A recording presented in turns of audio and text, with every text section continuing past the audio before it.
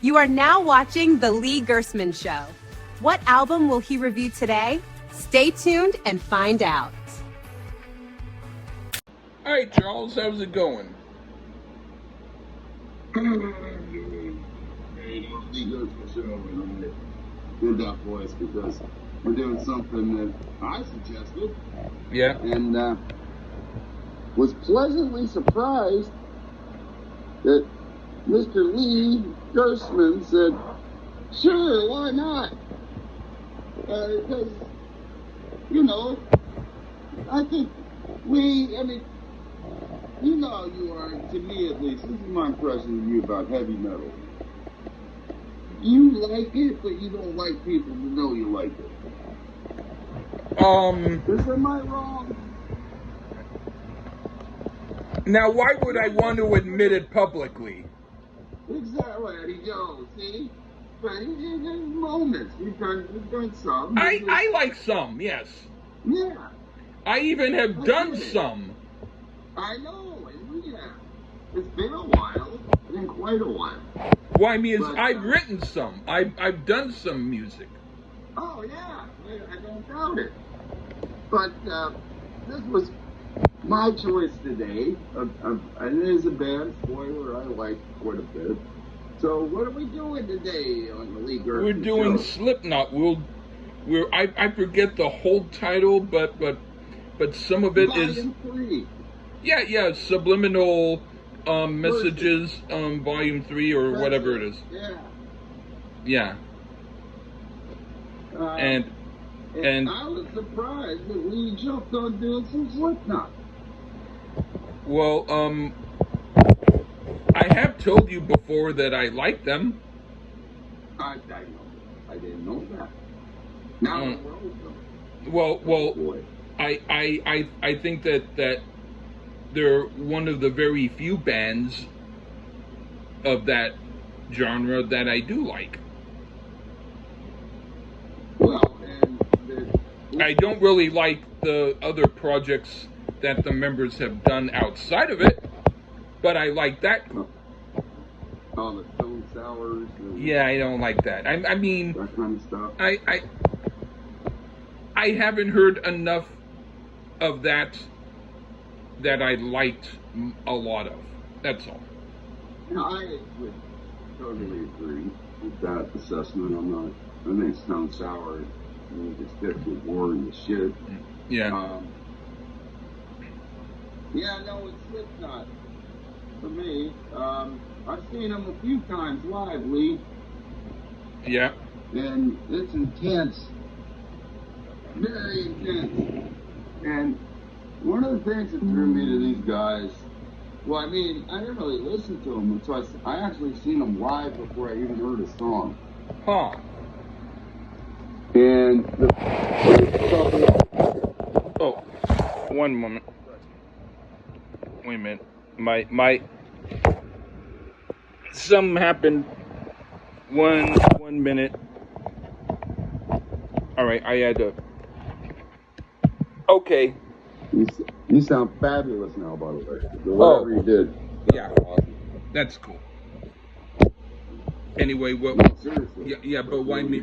Yeah, I plugged in something, and then my speaker got out, and then I had to replug it. Do I sound good now too? Absolutely perfection. Okay, goody good. Well, so what was it that you said again? Because I I've seen them live before I even heard a song. And the first couple impressions was one, I've never seen a group that hides their identity. Kiss, ever. That was my first thing. Like, it's like a new version of Kiss in a way. Huh. And even though they wear masks and not makeup.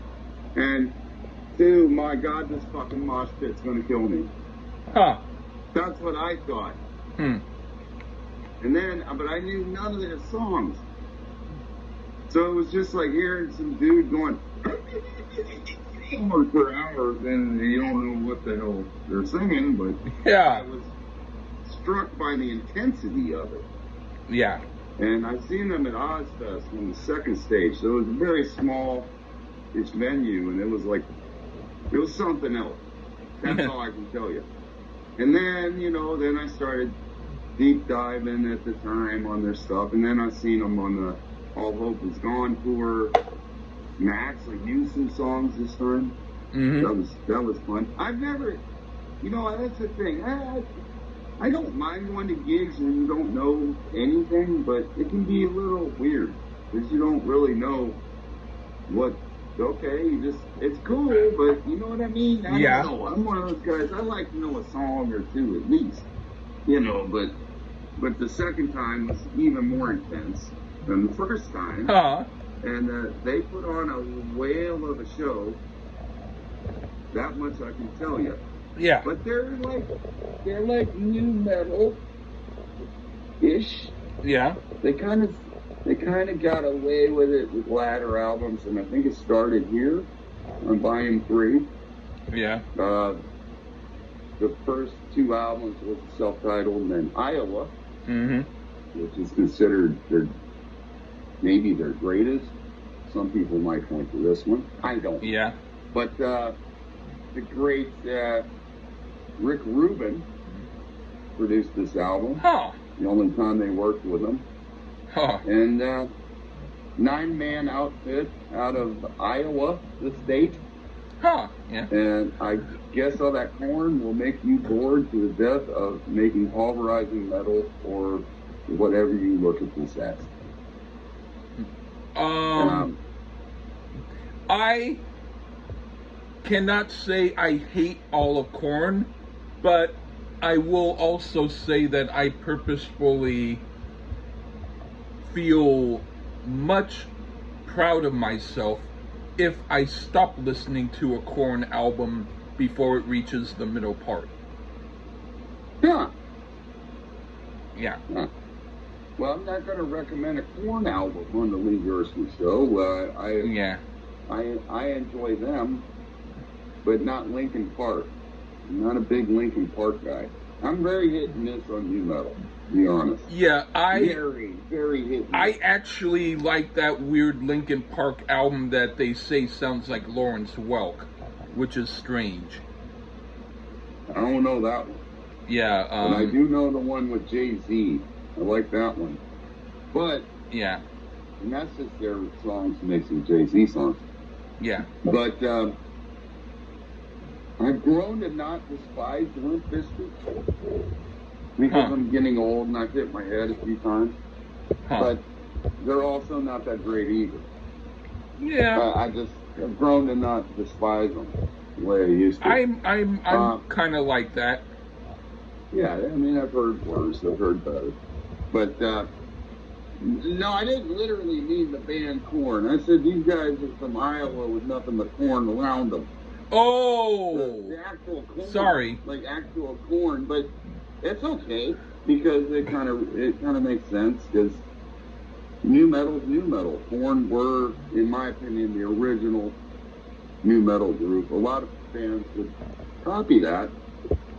But on this album, I get some influences from some other contemporary bands at the time, and it's certainly a little different from the previous two, but there you go. I do think, and rest in peace, Joey Jordison, who was the drummer. I think he is one of the best drummers of that era. Yeah. And the bass player, Paul Gray, also passed away. And I'll even mention him on a song, because typically there's not much to mention, unfortunately, but his passing was sad. All right, Lee. Okay. Let's do it. All right. I'll start with Prelude. And finally, a prelude that's actually an actual song. All right. Love it. Very avant-garde and cool and just my thing. Where is this music when I need it? What do you think? Well, I don't know, but this one comes across like a demented Radiohead meets Tool type thing. Definitely not something to expect as a typical Slipknot opening track. But for those that get it, they will, and for those that don't, they won't. I am about halfway into it, to be honest, because, I have my kind of preconceived notion of the group, but it's different. That's for sure, and that's pretty cool, Lee. All right. What do you think of The Blister Exists? Oh, that's more like it. That's the type of sounds I expect. Drums crushing, guitar crunch for days, and one hell of a groove. Very pulverizing, this one here. The guitars are badass. The drum solo is phenomenal. So, fuck yeah, is my answer here. Right on. This is like if Queensryche needed to play even faster and be more interesting and have a bit of Primus in the mix. This is very interesting. The middle part I like even more, but the whole song is good. Okay. Now for 3-0. Okay, quite entertaining. I wish I could have played this for my grandma when she was in her militant faction phase, threatening to slap anyone on the face who frowned at her. She would have bowed down horrifically to the mighty Slipknot. This is a great song. I feel like putting tuna on beef jerky and eating it. That's how this song makes me feel, but that's a good thing. What do you think? Protein explosion, huh? Tuna on beef jerky. I was totally drunk when I did the notes. Grandma stopping in the living room with 3-0. Yeah. I wasn't convinced at first when it started. It takes a second to get fired up, but damn when it does, my lord, man. This one sounds similar to some of the sounds on their previous works, which is a good call on their part at this point in the album. Lyrically, it's nothing too profound, but we did get some Corey Taylor vocals mixed in with those growls, that Cookie Monster growls he does so well, which worked for me. It's a crushing track, Grandma. Yeah. All right. What do you think of Duality? They should rename 3-0 Tuna on beef jerky, though. That would be great. Duality. Which while I've always enjoyed this song, and it was a single lead, and I'm going to assume you will know. I've always enjoyed this song, especially live. However, the spoken word part, which is the verses, always makes me scratch my head. And I always find it odd. Just the way he did it, that's all. The chorus, though, is fantastic. Music throughout is great, and that build-up to the third chorus is dramatic as it gets, and it's damn near orgasmic with its release. That fingers into my... And then how it breaks in there, oh my god, that's awesome. At least he pretty much yells the spoken word part live. I do like it, but I still kind of do stay head scratched a little bit. But go ahead, Lee. All right, but even if the lyrics sound a little bit pedestrian to me, because I used to write those types of lyrics back in the 80s, still I cannot say anything bad about this song because it's the kind of song I would have gladly written back in the 80s. This is way cool, and so far my favorite track on the album. Right. All right, now for Opium for the People. This is like if Robert Smith wrote lyrics for Slipknot. So maybe the lyrics seem a little bit like they need to write about what they do because of their genre. But still, musically, this is so good that I forgive the lyrics and I like the song. It might not be my very favorite on this album, but it is still a great song nonetheless. What do you think? Well, the opening guitar work almost sounds like a parody of stereotypical metal guitar. Mm-hmm. It don't last, and then it just goes all pile driving again. This one has almost a punk feel to it at times. The chorus features Corey Taylor on melodic vocals, and some people think that sucks when he does, and I don't. I think it sounds fine. We get another banger here with Opium of the People. All right. What do you think of Welcome? Wow, man. We get some acoustic guitar. And this is where I give Paul Grayson love here. We hear his bass work. You don't usually hear a lot of bass. You hear this pile driving sound, and it's hard to hear what he's doing. But you hear it here, and it has a slight Roger Waters feel to it. And wow, we can actually discern his bass work. That's awesome. This has to be one of their first mellow type tracks. It definitely has a Floyd Welcome to the Machine type feel to it.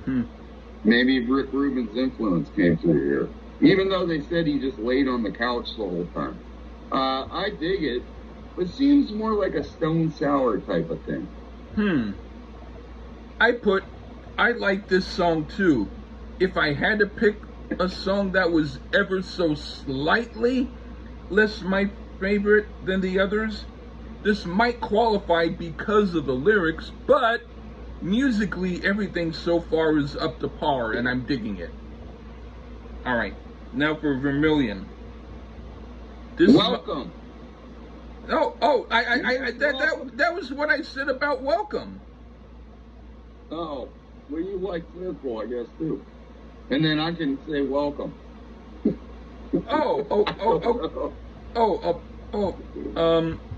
Welcome is fine. Let's just get into Vermilion. Yeah, I thought you were talking about Welcome. No, I'm talking about Circle. Circle? Yeah. I don't. All right, well then I probably, yeah, okay, I heard it and I thought it jammed pretty good, okay? All right. Now let's go to Welcome, okay? Okay. Well, we're back to a bit of that patented Slipknot sound here, complete with clowns, beer keg slaps. Joey Jordison, wow, man, we lost great talent. His drumming is great here. The guitar solos, though, are kind of weak. And I've never been terribly convinced by our guitarist, Mick Thompson or Jim Root, as lead guitarists. Yeah, they got a decent solo here and there, but not a lot. It's not here. But it's a decent track, but mid for them. This is like a filler. This is one, I'll hit it towards the end. This is one I probably would have cut. All right. I like this song too. If I had to pick a song that was ever so slightly less my favorite than the others, this might qualify because of the lyrics. But musically, everything so far is up to par, and I'm digging it. All right. All right. Now for Vermilion. Yeah. All right. This might be so far lyrically my least favorite song on here, but musically it is still good. But it might be a little less interesting than the rest of the tracks so far. What do you think? Well, I'll get more spoken word here. I guess this is something that Corey Taylor was stuck on at the time. And again, it's kind of head scratching, but it does work better on this one for me than Duality. Nothing like a song about stalking to fill one with joy, I suppose. Demented, creepy, and intense. Practically a horror movie in a song. And I, for one, love it. Next track, Lee. Okay. The next track is Pulse of the Maggots. What do you think of that? A shout out to the Maggots. That's like their Kiss Army. See, when Root and Thompson just riff, that works. And they do here. Makes you want to jump along and just let go. Which, hey, why the hell not? Metal can be fun sometimes. You do get some, they do throw a couple halfway decent solos on this one, but again, just riff and slam, Slipknot. That's my call. Go ahead, Lee. All right. This might musically be the least interesting so far of the songs I have heard to this point, but it's not without merit. But I have to say I like the other songs better. Okay, now for Before I Forget. Okay, if I had not heard the few songs in the beginning of the album first, this might be more likable to me. But now it sounds a little bit like they are doing the same stuff over again, and I definitely don't mind it, but the other songs are slightly better in my opinion. What do you think? Well, this is my favorite track on the album. and a strong contender for my favorite Slipknot song. It's not, but up there. Absolutely no bullshit with this one. Just gets right into it. Just pulverizing metal. Very little gimmicks. And hey, no guitar solo, just a groove breakdown. They won the Grammy for this track, and thankfully Jethro Tull didn't have anything up. Because they had won. Because they're such a metal band, Jethro Tull. All right. I'm not drunk enough to yell at you yet, but I'll just. All right. What do you think of Vermilion Part 2? Typically, I'm not a big fan of Part 2s, i.e. the Unforgiven or Don't Cry. But for me, it works here. More acoustic guitar, so more of a plus there, and not quite as demented as Part 1. Damn melodic is what this one is. We even get some string work, but I'm assuming that's a synthesizer. I like this better than Part 1. Okay, I put, as to how this has anything to do with Vermilion Part 1, I would have no idea. And I do think it's an interesting song, but in no way does it fit on this album. It's like a Stone Sour demo that Corey Taylor insisted to put on a Slipknot album. Well, I don't really like Stone Sour. Slipknot is more my bag. Still, I can't say I don't like the song, but it is far from being anything I'd voluntarily listen to again for its own sake. Alright, now for The Nameless. I like it. I think oddly enough, this is the song yuppies could get into if they were into heavy rock and needed their good friends to help them be into it. I like it. What do you think? Well, yuppies, huh? Yeah. Shout out to that cool dude who looked like Michael J. Fox that gave me Use Your Illusion. That guy. Yeah, well, he was more he was more of a out there kind of party hardy druggy guy who just happened to look good and dress well because he wanted the women. Kind of like that. One yuppie. He might have been, but he partied hard with all of us. Well, we jump back to that Slipknot sound here. I will say akin to a lot of the albums of the time, though, there's maybe, this album has maybe too many tracks. And while I do enjoy this one, either this one or the more stereotypical tracks could have been whittled down. And that would be my verdict at this point of the album. But I don't hate this. I'm thinking maybe a song or two before it you could have cut. Because this is a long album. But everybody did long albums at this time. All right. What do you think of The Virus of Life? Oh, wow. Now they want to channel some Nine Inch Nails here. And another artist that we don't mention on this channel. What I said of the previous, no, this is the one I delete for sure. Not what I want from Slipknot. Just do you Slipknot. Worst one for me at this point. The Virus of Life. I love this song. It is quirky and annoying to people who don't understand the genius of Slipknot, but I could care less what those people think. This song is cool and I dig it. Okay, the now genius of Slipknot. Lee coined that, fuckers. Alright, the genius of Slipknot. I love it. All right. Yeah. Now for Danger Keep Away. This is very odd because I do like the song, but I think it has nothing in common with the rest of the album and doesn't belong on it. As a Corey Taylor lounge tune, I could get behind it, but as a Slipknot song, I have to say it doesn't fit the album. What do you think? This is the My World of Slipknot tracks. Ha! Which you love My World, but you hated this one. No. Yeah. I just don't think it belongs. Exactly like My World on anything on the planet. I think that My World's the only song that belongs on Use Your Illusion. But anyway, interestingly enough, Lee, you can find it because this is an edited version. There's a 7.5-minute version of this crap. Huh. This is some more Tool wannabe here. I don't like Tool. So, you know, anything it reminds me of them. Huh. I don't like Tool. I don't think they're brilliant. I think they suck. And this is another cut track for me.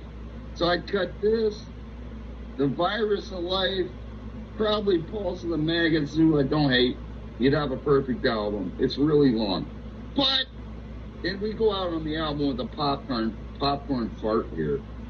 But overall, there's enough solid tracks to recommend the album. So long live the knot and the brilliance of Slipknot for Lee Gersman. Yeah. Fuck yeah. Yeah, Hell man. yeah. Thank you. People who like Slipknot are silly. Yeah, They're silly dilly. yeah, Said it all night. yeah. All right, well, thank you again, Charles, and take care, everyone. Bye-bye.